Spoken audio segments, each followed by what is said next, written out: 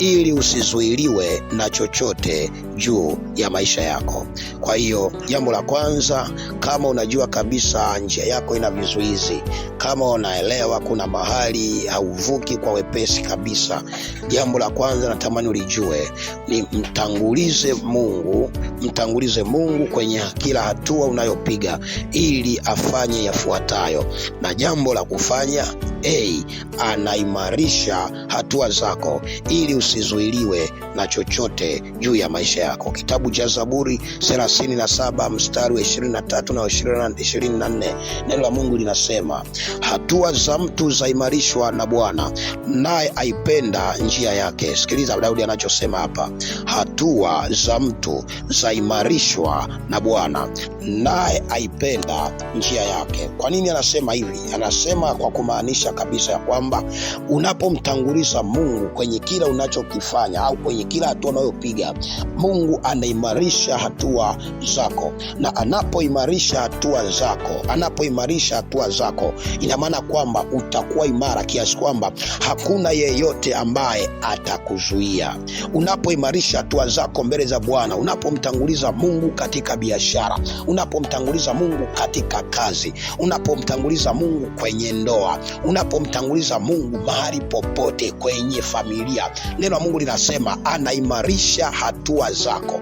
Na anapoimarisha hatua zako, hautozuiliwa na chochote. Kama unafanya biashara, hautozuiliwa na chochote. Katika ndoa yako, unapoimarika kwenye hiyo ndoa, hautozuiliwa na chochote. Kwa hiyo Daudi anasema hatua za mtu zinaimarishwa na Bwana, naye aipenda njia yake. Lakini mstari wa 24 anasema kitu cha ajabu sana. Anasema jambo hili, anasema ya kwamba ajapojikwaa hataanguka chini. Hebu sikiliza, ajapojikwaa hataanguka chini. Halafu anasema Bwana humshika mkono na kumtegemeza. Ujapojikwaa, ijapoingia hasara kidogo katika hiyo biashara, ijapoingia hasara au hatari kidogo katika hiyo familia, anasema hautaanguka chini. Hapo ni kujikwaa. Unapojikwaa hautoanguka chini, na Bwana atakushika mkono na kukutegemeza. Watu wengi ambao wamemtanguliza Mungu kwenye maisha yao, hata wakipitia mambo ya kuwakwaza, ya kuwaangusha, sikiliza, mnaweza mkaona kama wametetereka au wameyumba kidogo, lakini hapo ni tu wamejikwaa. Wanapojikwaa hawatoanguka chini, na kama wanataka kwenda chini, neno la Mungu linasema Bwana anawashika mkono na kuwategemeza. Lakini ukisoma pia kitabu kile cha Yoshua sura ya kwanza mstari wa 3 na ule wa 5, sura ya 3 na ule wa 5, na Mungu linasema, tunamwona pale Mungu anamhakikishia Yoshua kwamba kwa sababu sasa amenitanguliza mimi, nami nimeimarisha hatua zake. Mungu anamwambia kitu cha ajabu sana. Anamwambia kila mahali zitakapokanyaga nyayo za miguu yenu nimewapa ninyi. Sikiliza, kila mahali zitakapokanyaga nyayo za miguu yenu nimewapa ninyi. Ni sawa na kusema kule kwamba nimeimarisha hatua zenu, kiasi kwamba mnapopiga hatua, popote nyayo zitakapokanyaga, mtakapopiga hatua zenu, anasema hapo mahali nimewapa kumiliki na kutawala. Kwa hiyo kila mahali zitakapokanyaga nyayo za miguu yenu nimewapa. Halafu anasema ule mstari mwingine niliokutajia, anasema hapata kuwa na mtu yeyote atakayeweza kusimama mbele yako siku zote za maisha yako. Sikiliza kitu cha ajabu sana. Hapata kuwa na mtu yeyote atakayeweza kusimama mbele yako siku zote za maisha yako. Kwani nasema kitu cha namna, nimekwambia ili ili uweze kusimama vizuri, na kama unaona njia yako ina vizuizi vingi, kitu cha kwanza mtangulize Mungu. Hawa watumishi wote unavyowaona hawa niliokusomea, Daudi katika Zaburi na Yoshua katika kitabu hiki cha Yoshua, hawa ni watu ambao walisimama kwa kumtanguliza Mungu. Hata wewe kwenye jambo lolote unalolifanya, simama kwa kumtanguliza Mungu. Kitu cha kwanza, Mungu anaimarisha hatua zako. unapoimarisha hatua zako hautoweza kuanguka chini, na Mungu atakushika mkono, halafu Mungu atakutegemeza. Lakini tunaona katika Yoshua atakupa kumiliki na kutawala mahali popote utakapokanyaga nyayo za miguu yako. Mungu atakupa kumiliki na kutawala. Halafu anamwambia Yoshua, anasema hapatakuwa na mtu yeyote atakayeweza kusimama mbele yako. Nini anachomaanisha? Anamaanisha kwamba hakutokuwa na kitu cha kukuzuia. Hapatakuwa na kitu cha kukuzuia, cha kukufanya usipate kile unachopata. Sikiliza, unapomtanguliza Mungu kwenye kazi ulio nayo, mshahara wako utaingia mahali sahihi. Unapomtanguliza Mungu kwenye biashara ulio nayo, faida yako haitozuiliwa na chochote. Faida yako haitozuiliwa na chochote. Unapomtanguliza Mungu katika ndoa yako, hutazuiliwa na chochote. Kupata furaha ya ndoa, hutazuiliwa na chochote. Kupata amani ya ndoa, hutazuiliwa na chochote. Watoto wako ukimtanguliza Mungu kwa ajili ya watoto wako, hawatozuiliwa na chochote. Kuwa na akili njema, hawatozuiliwa na chochote. Kuwa na maisha mazuri, hawatozuiliwa na chochote. Kuwa na kazi nzuri, hawatozuiliwa na chochote. Karabashantarabasaka. Ninatamani uendelee hapo kusubscribe, uendelee pia kushare na kualika watu wengine kuendelea kufuatilia channel hii ambapo tunavyoendelea na somo hili. Lakini ukisoma kitabu kile cha Kutoka 23 mstari wa 27, maneno ya Mungu yanasema kitu cha ajabu sana pale. Kile kitabu cha Kutoka sura ya 23 ule mstari wa 27, kitabu kile cha Kutoka cha Musa, kitabu cha pili cha Musa, cha Kutoka sura ile ya 23 ule mstari wa 24. Neno la Mungu linasema kitu hiki ambacho ni kizuri sana, natamani nikusomee. Neno la Mungu linasema hivi. Amen. Anasema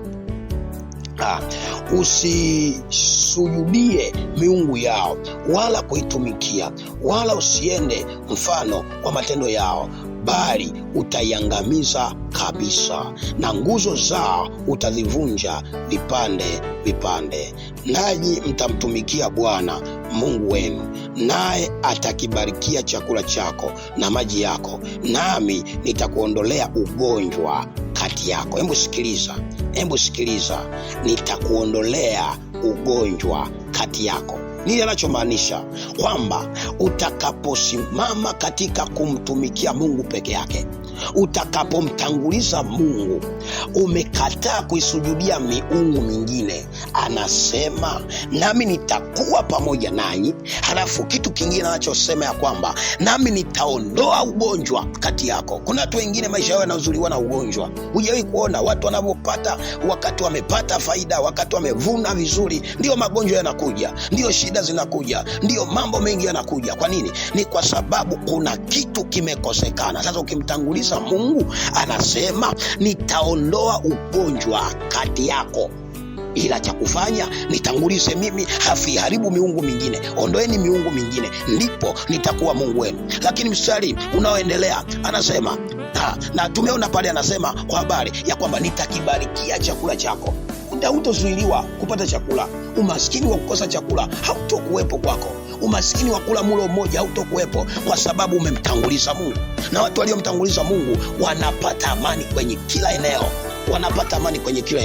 Endelea hapo kukomenti, mwambie Mungu sitozuiliwa na chochote. Mstari wa 26 anasema hapata kuwa na mwenye kuharibu mimba. Sikiliza, hapata kuwa na mwenye kuzuia watoto wasizaliwe kwenye hiyo ndoa. Hapata kuwa na mtu mwenye kuharibu mimba, wala aliyetasa katika nchi yako, na hesabu ya siku zako nitaitimiza. Na hesabu ya siku zako, kwamba hamtozuiliwa kuishi miaka mingi. Hesabu ya siku zenu, kwamba pale ambapo nitaazimia muishi miaka 100, mtaishi miaka 100. Hakuna atakayewazuia.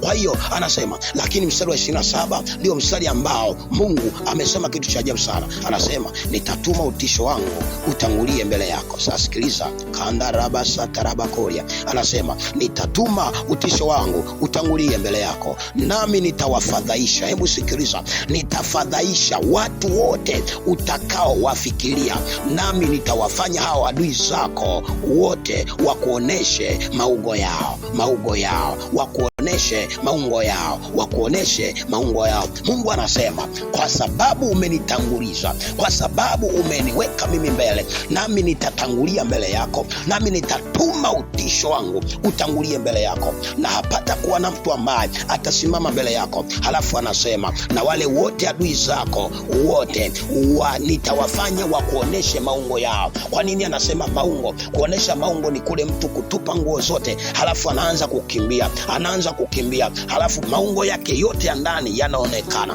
Ina maana kwamba Mungu atawafadhaisha. Watatoka wakiwa hawana nguo, watatoka wakiwa wamesahau kubeba chochote walichokuwa nacho cha thamani kwao. Kwa hiyo Mungu anatuma huo utisho, na mtu yeyote aliyemtanguliza Mungu iko nafasi ya kubarikiwa ndani yake, na iko nguvu ya utisho ndani yake. Na ndio maana usije ukasimama kwa mtu yeyote ambaye amemtanguliza Mungu.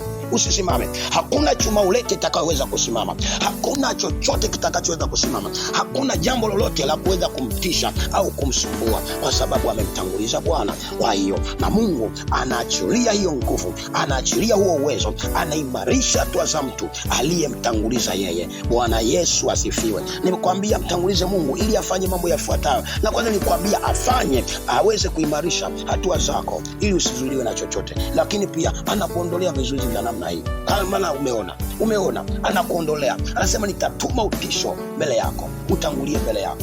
Kwa hiyo katika somo hili natamani uone namna ambavyo kwenye maisha yako iwekee ratiba ya kumtanguliza Mungu.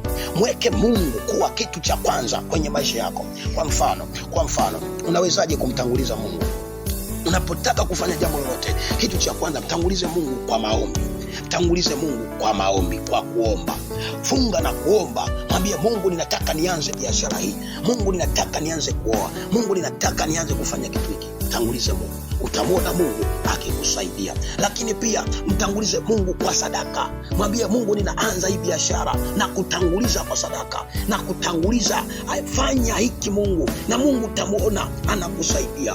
Watu wengi wanaanza mambo yao kienyeji, ndio maana hata vinavyokufa vinakufa kienyeji. Ndoa nyingi zinazoanzishwa kienyeji zinakufa kienyeji, kwa sababu hawajamtanguliza Mungu kwenye hizo ndoa. Mtangulize Mungu. Watoto wako wanapoanza kusoma, waombee, watolee sadaka kama walivyofanya Israeli.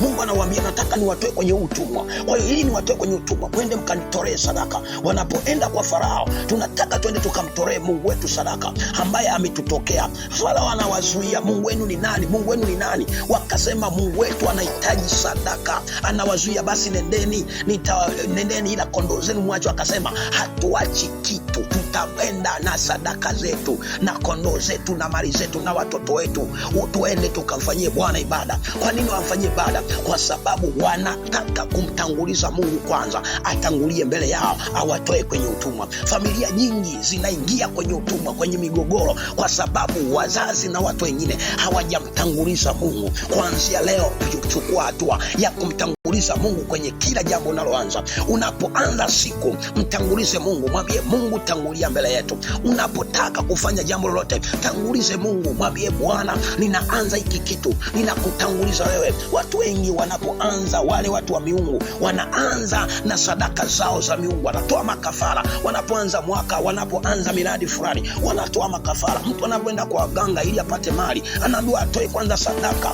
ambayo hiyo sadaka inaweza ikawa ni mtu, aidha ni mtoto wake au ni mzazi wake. Kwa hiyo lazima hata watu wa Mungu tuliokombolewa na Bwana, lazima tumtangulize Bwana kwenye mambo yetu tunayofanya. Kandaraba satarabakoria. Natamani tuombe hapa sasa. Najua kuna watu ambao kuna mahali ulipitia vizuizi, kuna mahali ulipitia mikwamo kwa ajili ya mambo fulani ambayo yalikupata kwenye maisha yako. Natamani tuombe hapa ili kila kizuizi chochote ambacho kimekuzuia kwenye maisha yako kikapate kuondoka. Baba, katika jina la Yesu na kwa damu ya Yesu Kristo, huyu mtu amenisikiliza. Yamkini kuna vizuizi vingi ambavyo shetani aliviachilia katika maisha yake. Yamkini kuna vizuizi vingi ambavyo adui alivifanya ili yeye asiwe na furaha, furaha, ili asiwe na amani, ili asiwe na matokeo, ili asiwe na tumaini, ili moyo wake usikutii, ili Bwana Jehova maisha yake yawe ni maisha ya mtu ambaye hajaeleweka bado, ili majibu yake yasiweze kuja kwako. Baba, katika jina la Yesu ninamleta huyu mtumishi wako, umwinue kuanzia saa hii, umwinue kuanzia saa hii, umwinue kuanzia saa hii. Nami ninaachilia nguvu ya kwako, achilia kibali cha kutanguliza wewe, ukaimarishe hatua zake, ukaimarishe hatua zake. Ondoa kila aina ya kikwazo, ondoa kila aina ya kizuizi, ondoa kila aina ya kizuizi. Yamkini alizuiliwa kwenye ndoa, ondoa kila aina ya kizuizi. Yamkini alizuilia watoto, ondoa kila kizuizi kwa ajili ya hao watoto katika jina la Yesu na kwa damu ya mwana kondoo. Tazama Bwana, walipokuwa wamepata pesa yakaingia magonjwa, zikaingia vita, vikaingia migogoro. Walipojenga nyumba wakafarakana ndoa. Baba, katika jina la Yesu, hivyo ni vizuizi vya adui vyenye kuharibu hiyo amani. Ninakwenda kinyume katika jina la Yesu. Wewe mapepo na majini mliokuja na kuharibu maisha ya hao watu, sasa ninawafadhaisha kwa moto wa damu ya Yesu. Sasa ninawafadhaisha kwa jina la Yesu. Sasa ninawafadhaisha mnaozuia watu wasimtumikie Bwana, mnaozuia watu wasiweze kuokoka, katika jina la Yesu ninawafadhaisha sasa. Mtayaonesha maungo yenu kwa moto wa Yesu, kwa moto wa Yesu, kwa moto wa Yesu, kwa moto wa Yesu. Nami naachilia nguvu ya msalaba, nami naachilia nguvu ya uponyaji, ambayo katika hiyo haitozuiliwa na chochote kufanya jambo lake, katika jina la Yesu na kwa damu ya Yesu. Waliozuiliwa wachumba kuwa na ndoa nzuri wote, Bwana, ninawakabidhi mbele zako, wakawe huru kuanzia leo, wakawe huru kuanzia leo, wakafanye yale ambayo wanayataka, Bwana, wakakutangulize wewe kwenye kila wanachokifanya, kwa jina la Yesu na kwa damu ya Yesu. Yamkini unapoendelea kusikiliza somo hili hujaokoka, yamkini unapoendelea kusikiliza somo hili hujaokoka.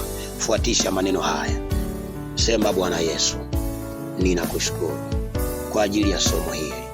Asante Bwana Yesu kwa ajili umesema nami siku ya leo ninakuja mbele zako, ninaomba unisamehe dhambi zangu zote nilizozitenda kwa kujua ama kwa kutokujua. Ninaomba unitakase kwa damu yako ya thamani, na kuanzia leo mimi ni mtoto wako. Futa jina langu kwenye kitabu cha hukumu, andika jina langu kwenye kitabu cha uzima, na kuanzia leo niko pamoja na wewe. Ingia ndani yangu unisaidie. Kuanzia sasa nimeokoka kwa jina lako takatifu. Amen. Baba, asante kwa ajili ya huyu mtu ambaye amekiri sala hii. Ninaomba uingie kwake na uendelee kuachilia furaha ya wokovu ndani yake. Ni katika jina la Yesu ninaomba haya na kukabidhi vyote mikononi mwako. Asante kwa ajili ya kipindi hiki, asante kwa sababu ya wakati huu. Endelea kusimama kwa ajili ya mtu huyu, endelea kumpa neema na kibali. Ni katika jina la Yesu ninaomba na kushukuru. Tupe neema tena kwa wakati mwingine, kwa Kristo Bwana wetu. Amen. Mungu akubariki sana. Ni wako Mwalimu George Rusolo ninayekuletea mafundisho haya. Endelea kusubscribe, endelea kufuatilia channel yetu ili tuendelee kupata mafundisho mbalimbali. Na unapoendelea kucomment unatutia moyo juu ya vipindi hivi. Kwa hiyo endelea kututia moyo kwa namna hiyo, na Mungu aendelee kukubariki sana. Lakini zaidi sana niombe uendelee kumtumikia Mungu, usimwache. Na wakati mwingine basi Mungu akipenda tutakuja na mafundisho ya somo ambalo tunaendelea nalo, kukataa vizuizi vya adui. Naamini Mungu atakubariki sana kupitia vipindi hivi. Amen.